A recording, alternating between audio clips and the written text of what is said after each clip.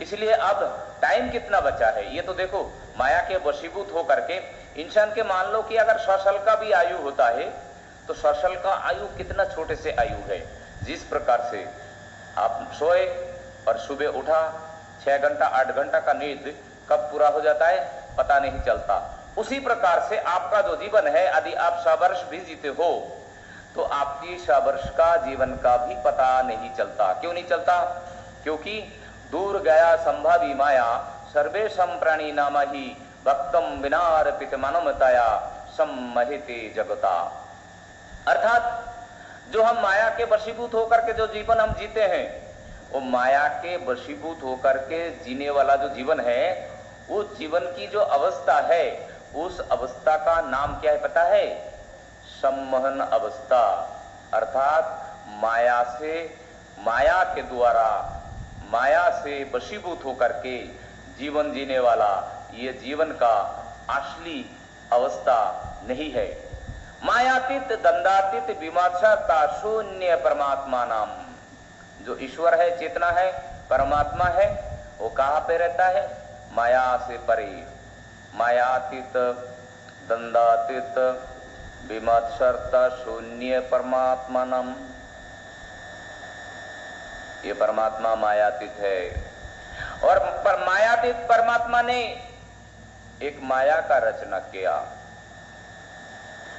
मायातीत परमात्मा ने एक माया का रचना किया जिसे हम प्रकृति कहते हैं। जो मायातीत परमात्मा है उसने एक माया को प्रकट किया है जिसे हम प्रकृति कहते हैं। और प्रकृति का जो विभाग है वो बड़ा विस्तार है उसके अंदर। क्यों? जल है, अग्नि है, वायु है। पृथ्वी, जल, अग्नि, वायु, आकाश, क्षिति, आप, तेज, मरुत, बम, शब्द, स्पर्श, रूप, रस, गंध, पंचभूत, तन्मात्रा, 10 इंद्रिय, 4 अंतःकरण, पक्षुर, सशक्त, ये अनेकों प्रकार का मन, बुद्धि, चित्त, अहंकार, सतगुण, रजगुण, तमगुण, ये इतना सारा विभाग, सप्त धातु, पंचवायु, ये सारे सब चीजों का जो समीकरण है ये माया का खेल है। और वो माया निर्मित ये भवन है। ये माया निर्मित जो ये भवन है शरीर, ये माया निर्मित भवन के भीतर में मायातीत परमात्मा छुपा बैठा हुआ है। परमात्मा मायातीत है और शरीर माया से बना हुआ है। शरीर का जो एक्टिविटी होता है, शरीर का जो क्रियाकल्प होता है, वो भी माया से संचालन होता है। और माया से देखते हैं, माया से सुनते हैं, माया से खाते हैं, माया से सूंघते हैं, और मन वैसे ही मायामयी है। तो जो माया है अर्थात जो प्रकृति है, इसलिए कहते प्रकृति संबंध विलयो मोक्ष त्रिधा ही प्रपंच।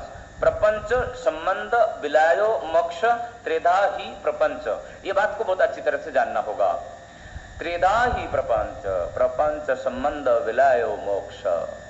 तुम मुक्ति चाहते हो ना, तुम सैटिस्फाइड होना चाहते हो ना, तुम निराकरण चाहते हो, अपने जीवन को निराकरण चाहते हो कि मेरे जीवन में किसी भी प्रकार का कोई उलझन ना रहे, मैं हमेशा निराकरण करता रहूं और निराकरण में ही रहूं। लेकिन ये निराकरण, ये जो उलझने हैं, ये उलझनों से मुक्ति कब मिलेगा? निराकरण तब होगा जब तुम्हें कारण का पता चलेगा। कारण के बिना निराकरण कभी हो नहीं सकता। लेकिन हम कारण को ढूंढे बिना ही और निराकरण करने लग जाते हैं। इसे अंधा भक्ति कहते हैं। ये अंधा भक्ति है कि कारण को हम जानते नहीं पर निराकरण चाहते हैं कि हमें निराकरण चाहिए अपने जीवन के भीतर में। निराकरण ऐसा थोड़ी ना हो जाएगा। कारण ही तो निराकरण करेगा। और कारण माया निर्मित इस भवन के भीतर में वो कारण छुपा बैठा पड़ा हुआ है। उस कारण को जो जानता है, उस कारण को जो जागा रखा है, वो सद्गुरु होता है। जब हम ऐसे सद्गुरु की सानिध्य में जाते हैं तब हम अपनी कारण को जगा लेते हैं।